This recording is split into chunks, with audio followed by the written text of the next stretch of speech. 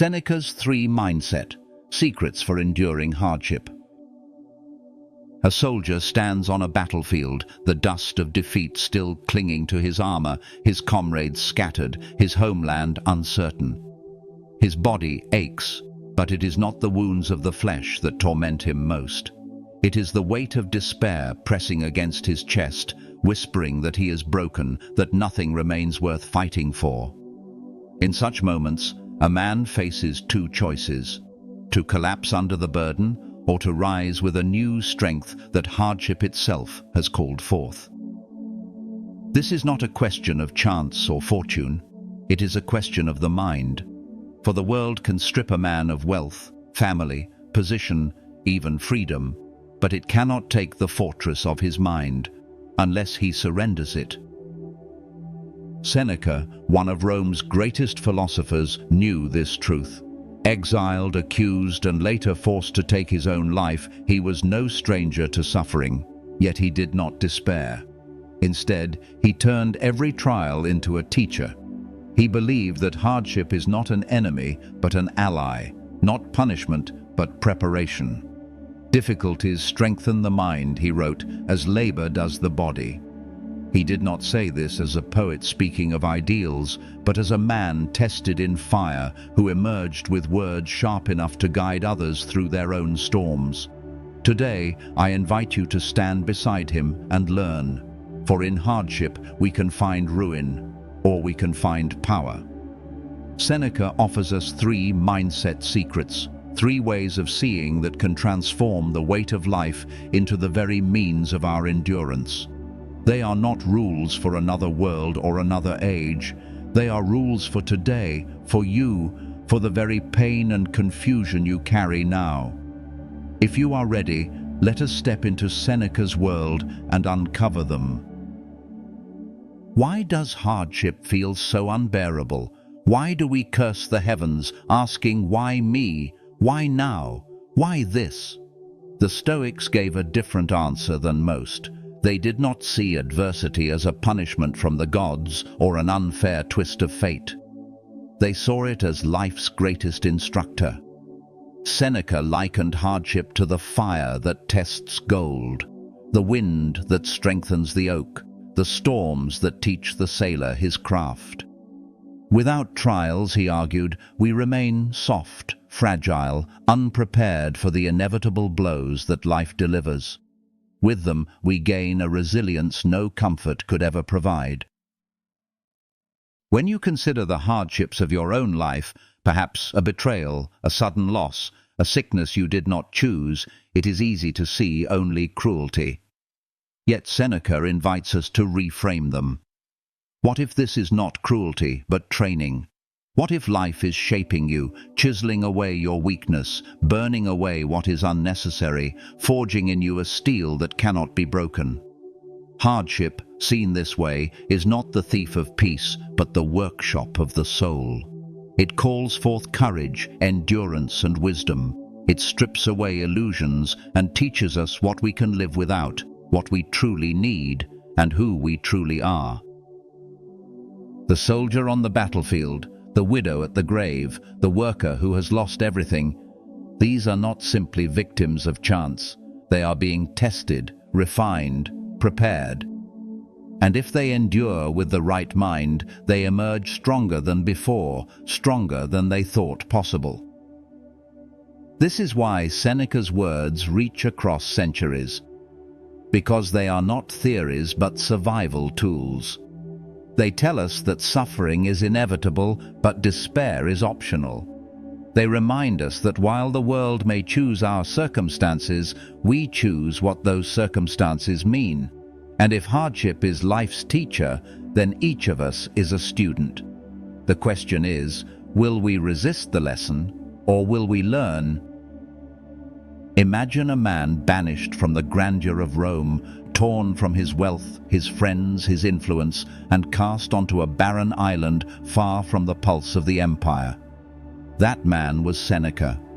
Exiled to Corsica for 8 long years, he lived not as a statesman but as an outcast, accused of crimes he did not commit, surviving with little more than his mind. He battled frail health for much of his life, enduring chronic illnesses that left him weak in body but unshaken in spirit. Later, when fortune returned him to Rome, it was not peace he found, but the treacherous court of the Emperor Nero, where envy, betrayal, and fear stalked his every step. To serve near Nero was to walk daily beside death.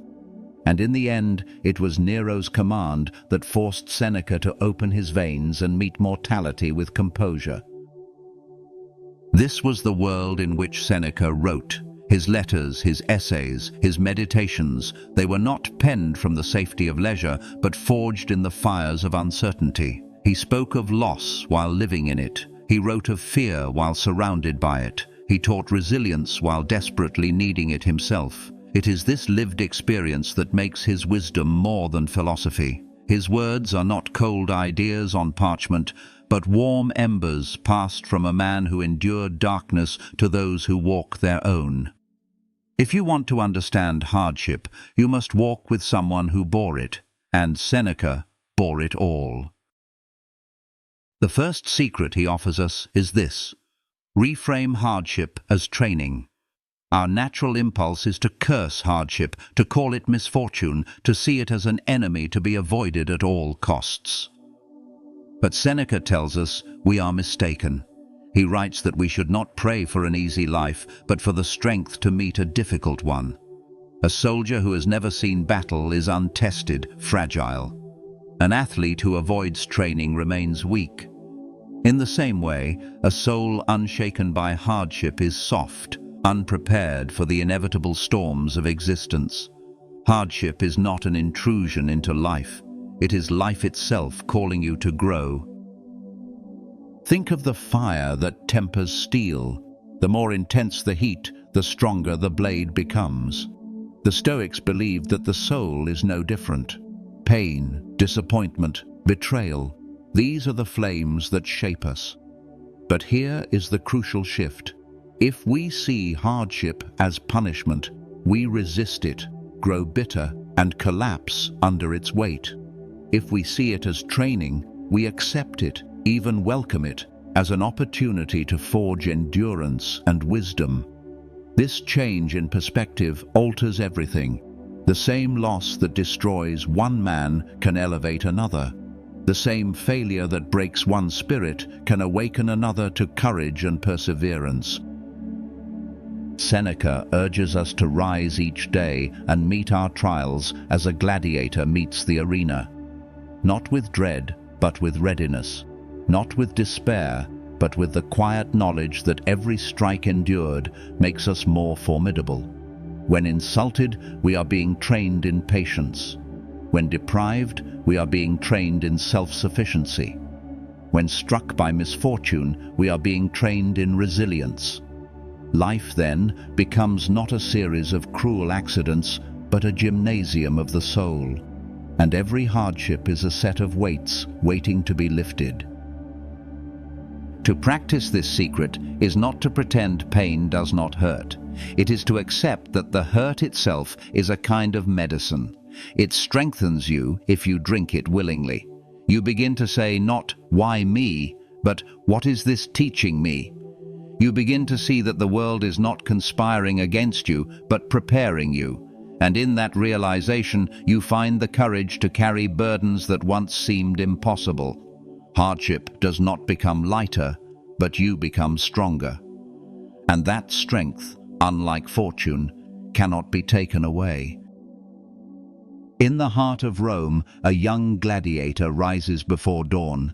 The air is cold, and his muscles ache from the training of the day before. He is given no choice in his path. His life belongs to the arena. The drills are brutal. He swings wooden swords that grow heavier with each repetition. He runs until his lungs burn. He endures blows from his trainers that bruise his body and test his resolve. To the untrained eye it seems cruel, even pointless. But the gladiator knows that the arena is coming, that one day steel will replace wood, and survival will depend not on comfort, but on preparation. Each hardship in training is not meant to destroy him, but to prepare him for the moment when everything is on the line. Seneca saw the soul in the same way. Life is our arena. Each trial, each disappointment, each painful loss is training. Without them, we would walk unarmed into the battles that inevitably come. The athlete who avoids strain will collapse in competition. The soldier who never carries weight will falter under armor. The mind that never faces hardship will crumble in catastrophe. Seneca calls us to embrace the trials as necessary conditioning. Just as the gladiator grows stronger through his wounds, we too grow through our suffering. The pain that seems unbearable in the moment becomes, in hindsight, the very thing that forged our character. Imagine the gladiator standing in the arena at last. The crowd roars, the gates open, and his opponent approaches with deadly intent. His heart races, but he does not panic, because he has been here before in another form. The bruises, the exhaustion, the blows he endured in training, they prepared him for this. What once felt like punishment now reveals itself as a gift. This is the story of the soul when it meets hardship. The things we thought would destroy us become the reason we can endure. Hardship, reframed, is not the end of the story, but the beginning of strength. And what of our own modern lives, far from the arenas of Rome? We too face battles, though ours are less dramatic. The hardship of a failing career, the collapse of a relationship, the weight of illness, the slow grind of financial struggle, these are the contests we face daily. We may not stand with sword and shield, but we feel the same pounding of the heart, the same ache of despair, the same temptation to surrender. Here is where Seneca's wisdom breathes life. If we treat these difficulties as curses, we drown in bitterness. But if we see them as training, everything shifts. Losing a job becomes the training ground for adaptability. Rejection becomes the forge of humility. Illness becomes the teacher of patience and gratitude. Loneliness becomes the space where self-reliance is built. This is not to romanticize suffering, but to redeem it. To say, yes, it hurts, but the hurt is not wasted. It is fuel. The daily grind, the setbacks, the betrayals, all are weights pressing against you, demanding that you push back. And in pushing, you discover strength you never imagined. This is the modern gymnasium of the soul. Seneca calls us to enter it not with resentment, but with purpose. For just as the gladiator's scars prepare him for survival, your scars prepare you for resilience. And when the true storms of life arrive, you will not collapse. You will stand tested, tempered, and ready. There is a limit to how much we can bend the world to our will. Fortune ignores our plans, chance disrupts our routines, people betray our trust, and events unfold without our consent. If our peace depends on controlling these things, then we will never know peace at all.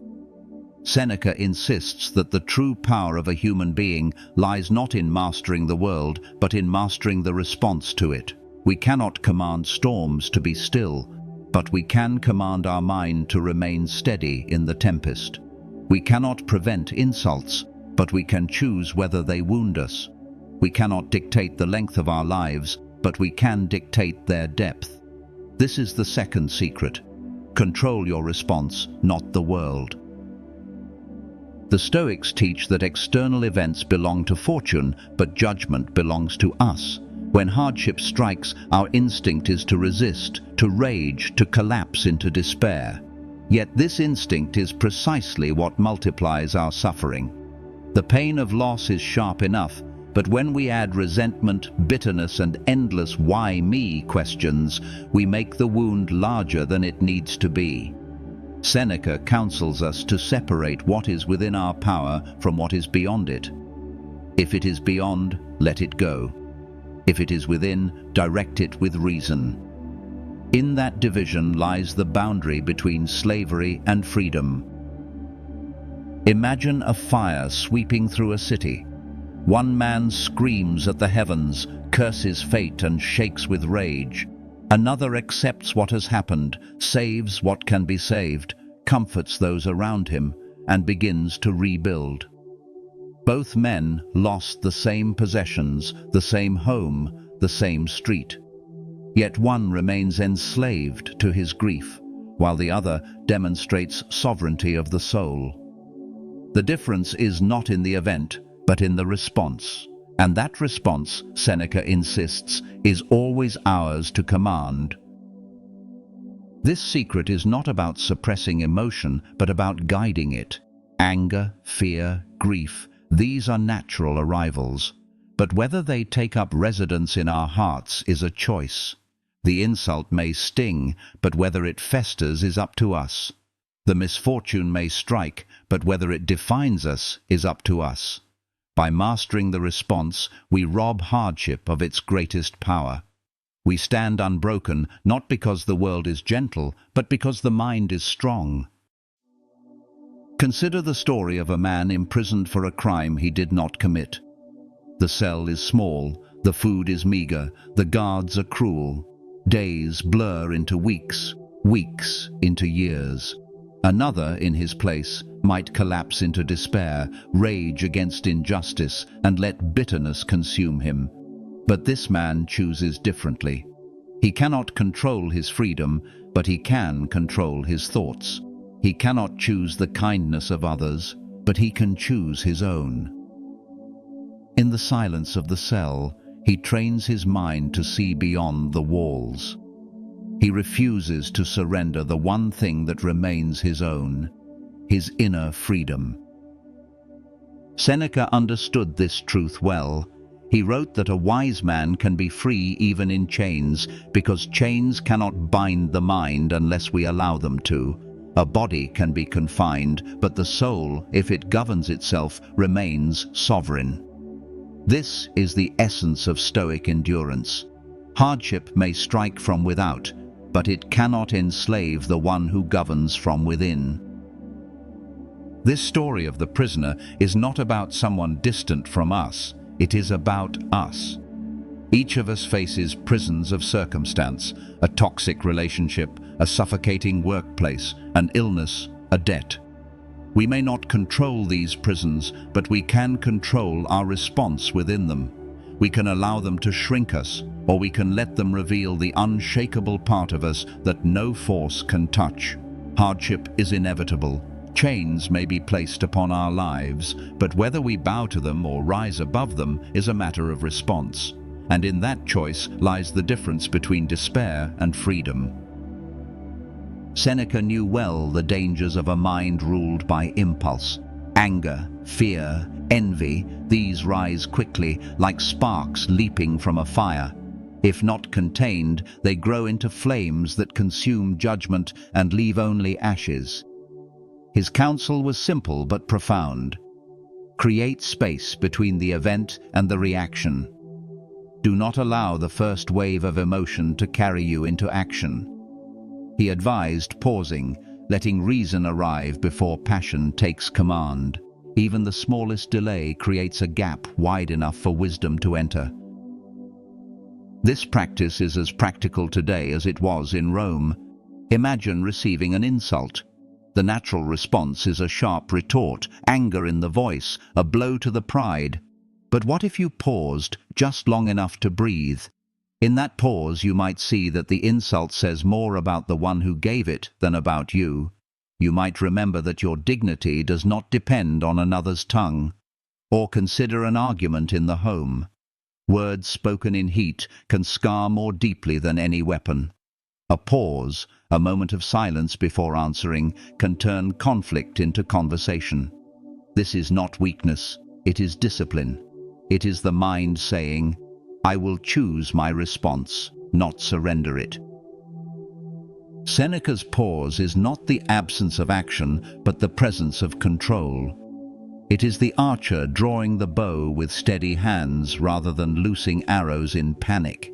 It is the captain steering the ship through waves rather than letting the storm drag it off course. To practice the pause is to reclaim sovereignty over yourself. In a world that tempts us to constant reaction, emails, arguments, sudden crises, the pause is armor. It gives us time to ask, is this within my control? What response serves virtue, not impulse? By slowing down, we master time itself, because we no longer live enslaved to the tyranny of our emotions. We live as free men and women, rulers of our own souls. There is, however, a greater horizon in Seneca's teaching, one that dwarfs even the wisdom of reframing hardship and mastering response. It is his most radical and liberating secret: keep mortality always in view. At first, this may sound grim, even morbid. Why should we dwell on death when life is so fleeting and precious? Yet Seneca insists that remembering death is not an invitation to despair, but the very key to freedom. It is not that we have a short time to live, he writes, but that we waste much of it. Death is certain, but its shadow can make life brighter, fuller, and more meaningful if we dare to face it. What happens when you bring mortality into your vision each day? Suddenly, hardships shrink. The insult that once burned now seems trivial, for in the face of death, pride is dust. The loss of wealth feels lighter, for money cannot purchase another heartbeat. Fear of failure dissolves, for what is failure compared to the final breath we all must take? To live with death in mind is to live with clarity. You begin to ask, how shall I use this day, knowing it may be my last? What truly matters and what is only noise?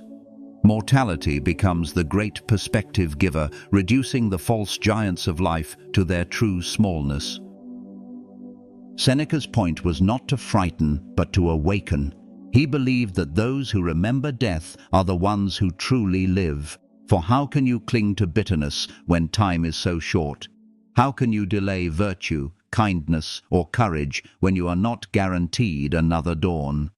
Mortality forces the soul to strip away distractions and grasp what is essential.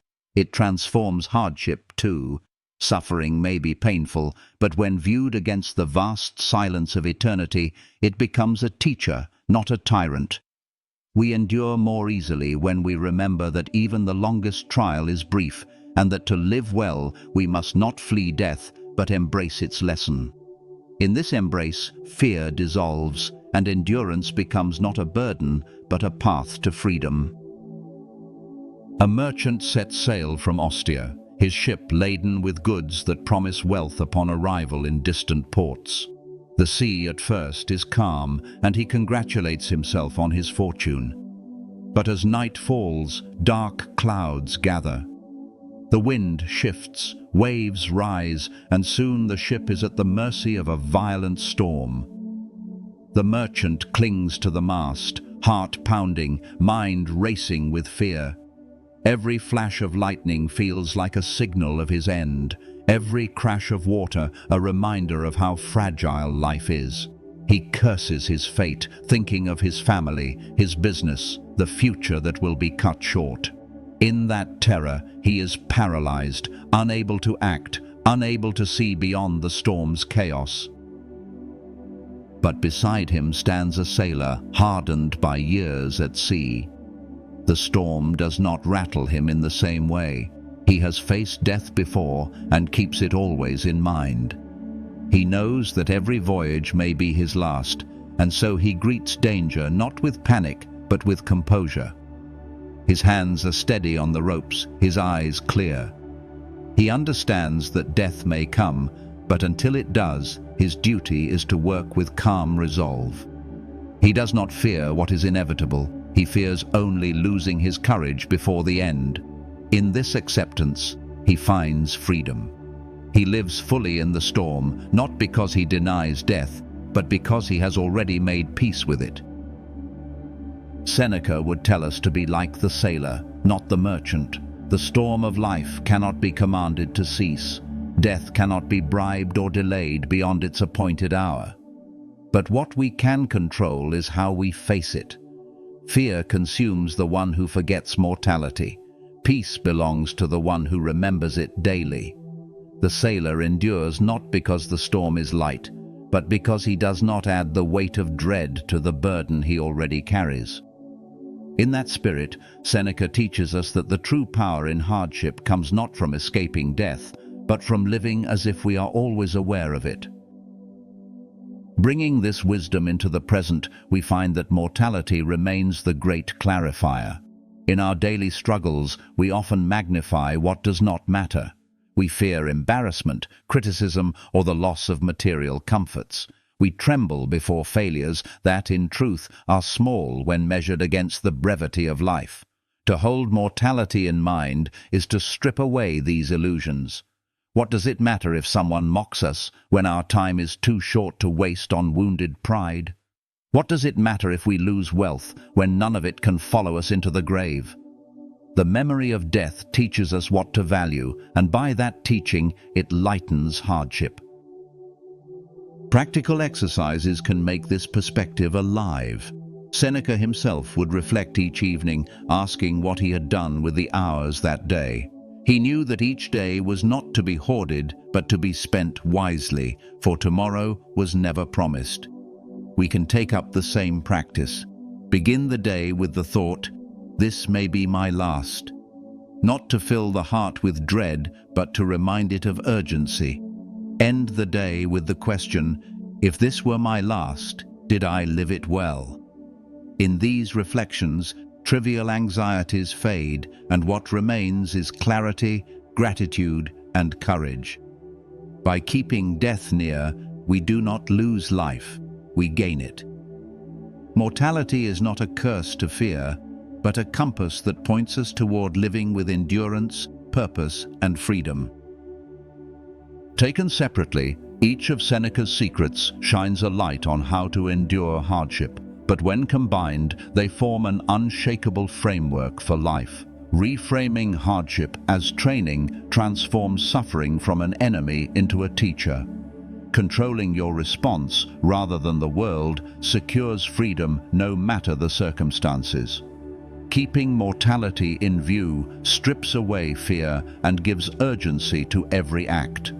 Together, they create a fortress of the mind, a citadel that cannot be breached by fortune's assaults. Picture this fortress. Its walls are built of perspective, reminding you that pain is training, not punishment. Its gates are guarded by discipline, allowing in only the judgments that serve virtue. Its watchtower is mortality, ever reminding you that time is short and that each moment must be spent wisely. In such a place, hardship still arrives, storms still pound, enemies still attack, but they cannot bring the fortress down. They only strengthen it, for each strike proves the resilience of its walls. Without this unity, endurance falters. If you reframe hardship but forget mortality, you may endure for a season but lose sight of life's brevity. If you remember death but fail to master response, you may see clearly but still fall into anger or fear. If you discipline response but do not see hardship as training, endurance may feel like bitter resignation rather than purposeful growth. Only together do the three secrets transform endurance from mere survival into strength.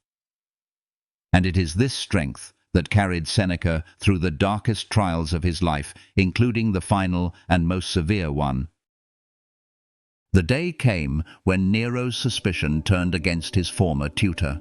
Seneca had tried for years to guide the young emperor toward wisdom, but corruption and cruelty had grown too strong. Accused of conspiracy, Seneca was commanded to take his own life. The sentence was brutal, yet in Rome's political world it was not unexpected. Many would have met such a fate with trembling, clinging desperately to life, bargaining with the tyrant, cursing fortune. Seneca did not. He received the order with calm resolve. He gathered his friends, spoke with them as if it were a dinner conversation, and prepared himself for the final test of his philosophy. Accounts tell us he opened his veins in a warm bath, speaking words of comfort as the blood left his body. The pain was real, yet his composure was unshaken. He had written so often about death, and now he lived his words. His final act was not one of despair, but of demonstration. He showed his friends, his students, and history itself that philosophy is not for idle debate, but for the ultimate trial. Even when stripped of wealth, exiled, betrayed, and finally sentenced to die, Seneca remained free, for his mind was his own. This moment stands as the ultimate proof of the three secrets. Hardship was training, and his life had prepared him for this last challenge. His response was within his control, and he chose dignity over panic. Mortality was always before him, so death came not as a surprise, but as a familiar companion. In this, Seneca embodied the very essence of Stoic endurance. He met hardship not by collapsing, but by transcending it. And through his death, he left us not merely words, but an example. An image of a man who proved that the fortress of the mind can stand even when the body falls. We often think of Stoic strength as belonging only to marble statues and ancient names, but its truth continues in the lives of ordinary men and women who endure extraordinary trials. Consider the one who survives a long illness, whose body grows frail, yet whose spirit grows luminous. Each day of pain becomes a lesson in patience, each night of uncertainty an exercise in courage. Or think of the parent who buries a child, yet continues to live with compassion, refusing to let grief turn to bitterness. These are not distant figures in history, but living examples of Stoic resilience. Their hardships did not crush them, but revealed within them a depth of strength they may never have known without suffering. In our own time, we hear of survivors of war, displacement, and tragedy who find within themselves a clarity that comforts others.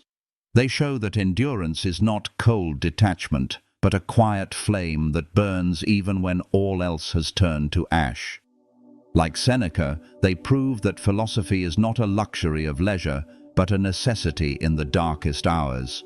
Their lives echo the same refrain: hardship cannot be chosen, but meaning can. And meaning, once embraced, makes even the heaviest burden possible to carry. But how do we live this wisdom daily before catastrophe arrives, when hardship is still small and ordinary? Seneca's advice was not limited to great crises. He offered practices to prepare the soul each day. He reflected each evening, asking himself what he had done well, what he had done poorly, and what he might do better. This nightly journaling was not for guilt but for growth, a way to sharpen the mind as one sharpens a blade. We can take the same practice into our own lives, a few quiet moments at the end of the day to ask, did I live according to reason today? Did I master my responses? Did I waste what cannot be recovered? Time. He also spoke of voluntary hardship, choosing at times to eat coarse food, wear plain clothing, or sleep on the ground. Why? To remind himself that comfort is not necessity, that he could endure loss if it ever came.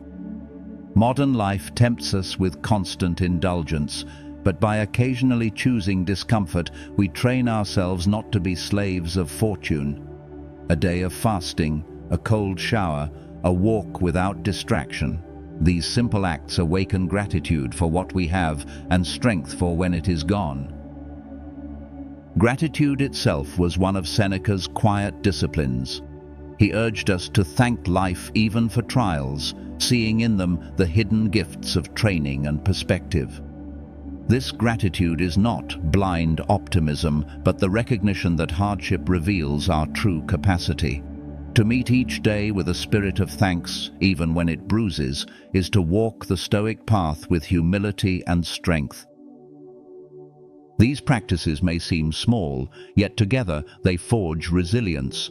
Reflection gives clarity, voluntary hardship builds toughness, gratitude nurtures peace.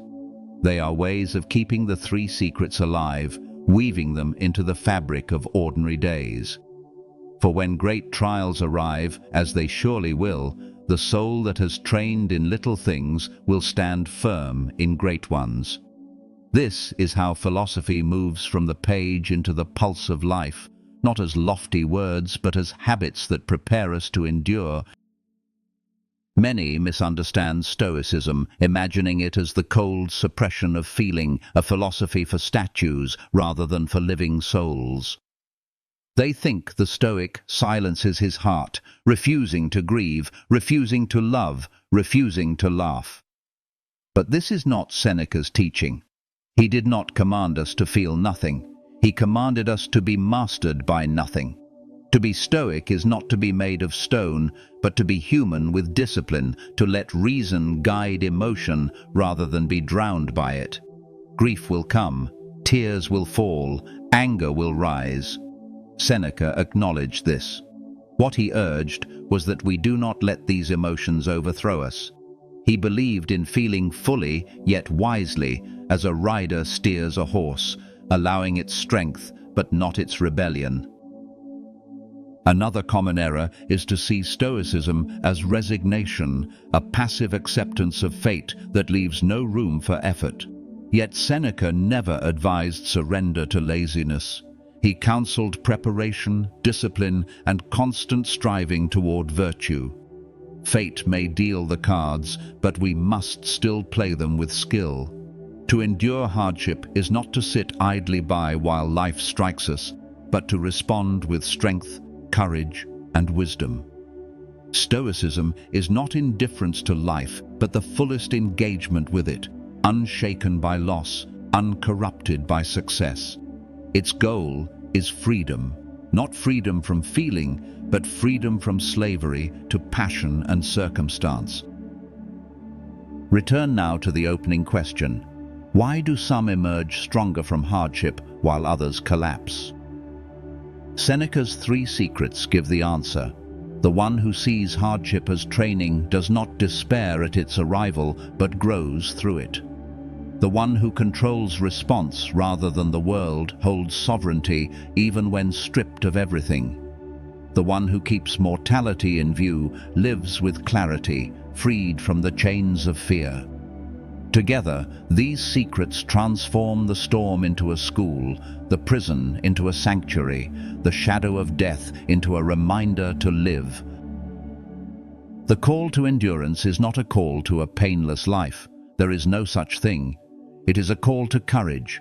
It is an invitation to meet each trial as the gladiator meets the arena, not with trembling but with readiness. Hardship will still cut. Loss will still sting, and grief will still weigh upon the heart. But armed with Seneca's wisdom, you will not be crushed. You will endure not as one who barely survives, but as one who grows stronger with every blow.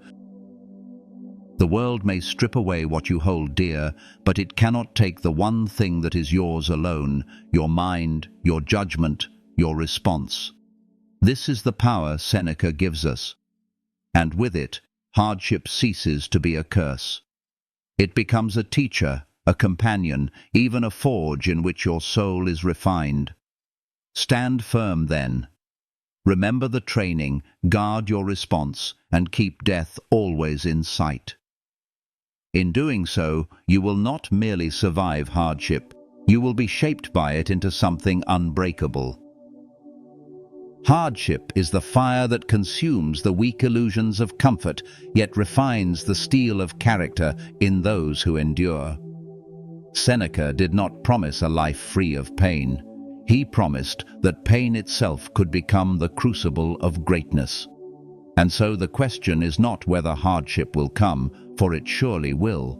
The question is what you will do when it arrives. Will you curse the fire, or will you step into it and allow it to forge you? The final lesson is this: you already possess within you the strength to endure. Fortune may seem mighty, circumstances may feel crushing, but the mind, if disciplined, remains sovereign. Reframing hardship as training gives meaning to the struggle.